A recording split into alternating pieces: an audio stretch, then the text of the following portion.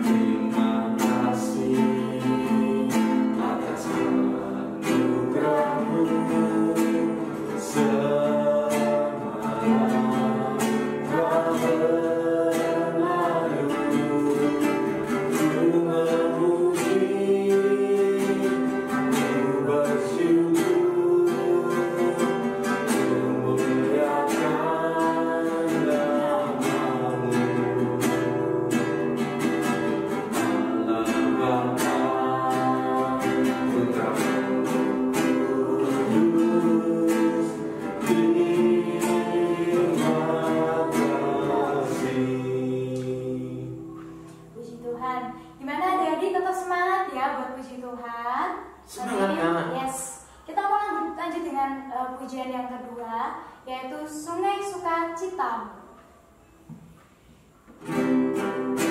Tepuk tangan ya. Haleluya. Amin. Ya, kita mau mulai ibadah kita Kak. Kita akan angkat pujian yang pertama yaitu Selamat Pagi Bapak.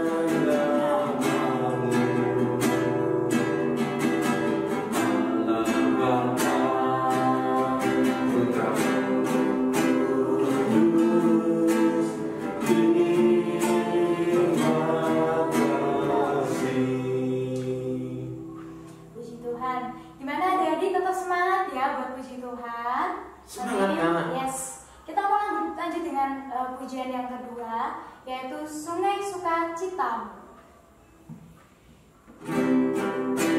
Tepuk tangan ya,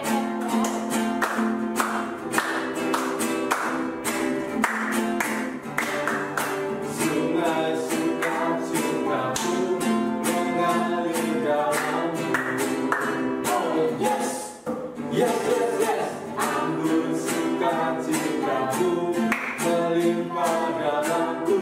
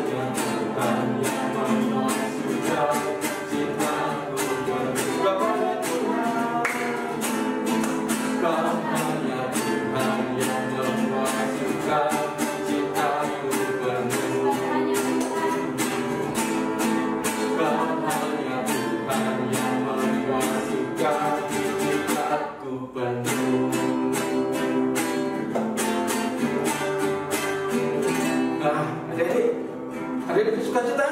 Amin, sukacita. Amin. Bintang? Ya. Kita sudah memuji Tuhan. Ya. Sebentar kita akan mendengarkan firman Tuhan.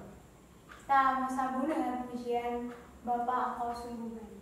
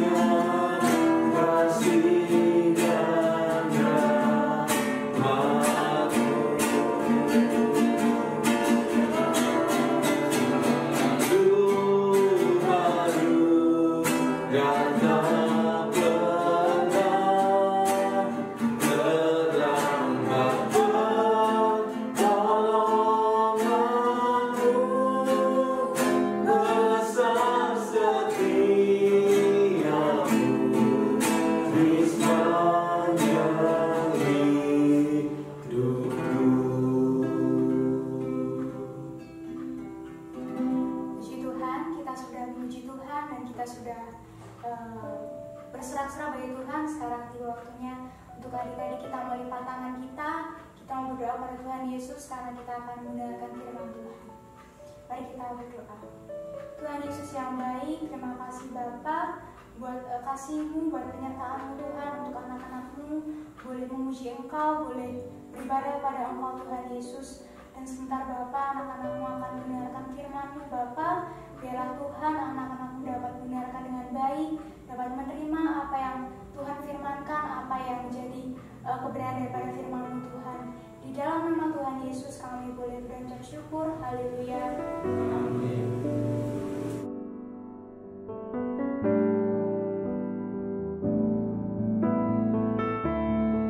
Shalom adik-adik semua yang ada di rumah, dimanapun kita berada pada saat ini. Kakak berharap semuanya dalam keadaan sehat-sehat saja dan diberkati oleh Tuhan. Sebelumnya kakak mau tanya nih, ada yang masih ingat dengan kakak? Siapa? Siapa yang ingat dengan kakak? Kakak apa? Ya, mungkin ada yang ingat atau mungkin ada yang lupa. Tapi kakak mau perkenalan lagi. Nama kakak adalah Kak Priskila. Ya, yang dulu pernah sama-sama dengan kita waktu di gereja. Ya, di sini kakak mau bercerita tentang satu firman Tuhan, yaitu tentang kesetiaan. Nah, di sini kakak mau ambil satu tokoh. Tapi sebelum kita mendengar cerita kakak mau tanya nih buat kita semua yang ada di rumah. Siapa yang tahu tentang apa itu kesetiaan? Ada yang tahu kesetiaan itu apa? Nah, kalau ada yang tahu, kakak mau adik-adik yang ada di rumah tulis dong jawabannya di komentar. Tulis jawabannya. Kesetiaan adalah titik dan titik. Nanti dilihat loh sama guru-gurunya siapa yang hadir dalam ibadah dan siapa yang menjawab pertanyaan kakak. Oke, kita masuk ke dalam cerita. Nah, di sini kakak mau bercerita tentang tokoh di Alkitab yang memiliki kesetiaan. Siapakah dia? Deng. Ya, kakak mau bercerita tentang kisahnya Bapak Daniel, di mana Bapak Daniel karena dia setia beribadah kepada Tuhan, karena dia sungguh-sungguh, akhirnya tahu nggak? Ada orang yang nggak senang sama Bapak Daniel. Kenapa ya? Pada zaman dulu, pada masa Bapak Daniel, dia hidup di masa pemerintahan Bapak Darius atau Raja Darius. Raja Darius ini memerintah pada umur ke-62 tahun. Pada saat itu, Bapak Darius memilih 120 wakil-wakil raja dan memilih 3 orang pejabat tinggi untuk membawahi para wakil-wakil itu. Dan salah satu dari ketiga pejabat tinggi adalah Bapak Daniel. Nah, Raja Darius sangat mengindahkan Bapak Daniel karena Bapak Daniel itu punya roh yang luar biasa. Kenapa punya roh yang luar biasa? Mari kita dengar lagi. Nah, di sini para pejabat-pejabat yang lain nggak suka sama Bapak Daniel. Kenapa? Karena Darius lebih suka sama Daniel. Jadi mereka, para wakil-wakil raja tadi yang 120 dan 2 orang lagi itu yang pejabat tinggi itu gak suka sama Daniel. Jadi mereka itu menyusun rencana yang jahat, yang tidak baik.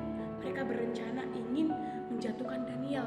Tapi dalam pemerintahan Daniel, mereka itu gak menemukan kesalahan Daniel. Kenapa? Di sini dikatakan di dalam Daniel pasal yang ke-6, ada nanti bisa baca judulnya itu Goa Singa, di mana Daniel nanti dimasukkan ke dalam Goa Singa. Nah, dikatakan bahwa ayat yang ke-5, kemudian para pejabat tinggi dan wakil raja itu mencari alasan dakwaan terhadap Daniel dan dalam hal pemerintahan, tetapi mereka tidak mendapat alasan apapun atau sesuatu kesalahan, sebab ia itu Daniel, sebab Daniel setia dan tidak ada didapati sesuatu kelalaian atau sesuatu kesalahan padanya. Nah, ternyata pekerjaannya dia tidak pernah lalai. Kalau disuruh raja, Daniel, kerjakan ini. Siap raja, siap tuanku raja, saya akan mengerjakannya. Nah, Daniel setia, Daniel tidak lalai. Sekarang kakak mau tanya, adik-adik di rumah, kalau misalnya ada tugas dari gurunya, siapa yang segera mengerjakannya? Atau nanti dulu Atau jangan-jangan yang mengerjakan tugasnya itu bukan adik-adik lagi. Jangan-jangan orang tuanya yang mengerjakan tugas dari guru, dari sekolah. Buka halaman sekian, halaman 3, bab segini. Kerjakan ya di rumah tugas. Nanti itu nilai. Jawabannya baik Bu Guru. Kalau enggak baik Pak Guru, jawabannya baik. Tapi tahu-taunya yang mengerjakan siapa? Yang mengerjakan adalah mamanya. Yang mengerjakan siapa? Kakaknya. Setia enggak? Lalai enggak? Ya enggak. Tapi Daniel enggak. Dia setia mengerjakan tugasnya, mengerjakan apa yang menjadi tanggung jawabnya, dan Daniel tidak lalai. Nah, pada suatu ketika teman-temannya itu melihat nggak mungkin Daniel seperti ini, nggak ada kesalahannya. Mereka mencari kesalahan Daniel. Tahu nggak? Ternyata para wakil raja-raja dan para 2 orang pejabat tadi itu memiliki pemikiran yang jahat. Mereka merencanakan kejahatan. Tahu, mereka itu pergi menghadap raja. Sesampainya di Raja Darius, para pejabat itu berkata seperti ini. Raja. Oi Raja Darius. Kami ini para pejabat telah bermufakat. Kami semua bermufakat bahwa selama 30 hari seluruh rakyat tidak ada yang boleh memohon kepada para dewanya, memohon kepada Allahnya, berdoa kepada Allahnya, bahkan kepada manusia. Mereka tidak boleh memohon kecuali kepada raja. Jika ada yang melanggar, jika ada yang kedapatan mereka memohon kepada dewanya, berdoa kepada Allahnya, mereka harus dimasukkan ke dalam goa singa. Siapa yang mau masuk ke dalam goa singa? Adik-adik di rumah ada yang mau masuk ke dalam goa singa? Kalau kakak sih nggak mau, mending cuman lihat dari luarnya aja. Nggak ada yang mau. Nggak ada yang mau masuk ke dalam goa singa. Nah, mereka berkata seperti itu pada raja, dan raja menyetujuinya. Daniel dengar bahwa telah ada peraturan seperti itu, ditetapkan peraturan itu, jika ada yang melanggar dimasukkan ke dalam goa singa. Daniel dengar. Adik-adik, menurut adik-adik, Daniel takut nggak? Daniel jadi, aduh gimana ini? Apakah aku harus setia kepada Allahku? Apakah aku jangan dululah, 30 hari kok, gak usah berdoa lah, gak apa-apa sih itu. Nah, apakah Daniel seperti itu? Enggak. Daniel dia tetap berdoa. Tahu enggak? Kalau Daniel itu dia nggak takut. Malahan dikatakan di dalam ayat yang ke-11 dikatakan, kakak bacakan buat kita semua. Demi didengar Daniel bahwa surat perintah itu telah dibuat, pergilah ia ke rumahnya. Dalam kamar atasnya ada tingkap-tingkap yang terbuka ke arah Yerusalem. 3 kali sehari ia berlutut, berdoa, serta memuji Allahnya seperti yang biasa dilakukannya. Nah, itulah alasan kenapa Daniel memiliki roh yang luar biasa dari semuanya. Dan Darius mengindahkan Daniel. Kenapa? Daniel itu seseorang yang rajin beribadah, dia setia kepada Tuhannya. 3 kali sehari Daniel berlutut, berdoa, serta memuji Tuhan. Nah, Daniel melakukan itu. Tahu-taunya kan tadi udah ada perintah kan, kalau jika ada yang memohon berdoa kepada dewanya, Allahnya, akan dimasukkan ke dalam goa singa. Ternyata adik-adik, para pejabat tinggi itu melihat, kan sudah direncanakan, rencana jahat. Mereka lari lagi kepada raja. Raja, lihat itu si Daniel. Dia tidak mengindahkan perintah. Maka buang dia ke dalam gua singa. Masukkan dia ke dalam gua singa. Aduh, Raja Darius sedih. Kenapa Raja Darius sedih? Kan Daniel itu orang yang disayangi oleh raja. Dan dengan berat hati, raja memasukkan Daniel ke dalam gua. Terus si Darius bilang gini, ya Daniel, kiranya biarlah Allahmu yang kau sembah, biarlah dia yang menyelamatkan engkau. Darius berkata seperti itu. Dan Darius pulang ke rumahnya. Darius sedih. Kenapa sedih? Iyalah sedih, kan Daniel orang yang dikasihinya. Darius sedih. Dia stres, gak bisa tidur. Dan di dalam gua itu, Daniel, dia tetap berdoa kepada Tuhan. Sehingga malaikat Tuhan turun menutup mulut singa-singa. Sehingga singa-singanya enggak menerkam Daniel. Nah, keesokan paginya Raja Darius bangun, dia lari pergi ke gua singa itu. Raja Darius kira bahwa Daniel itu udah mati dimakan singa. Kenapa? Iyalah singanya banyak di situ.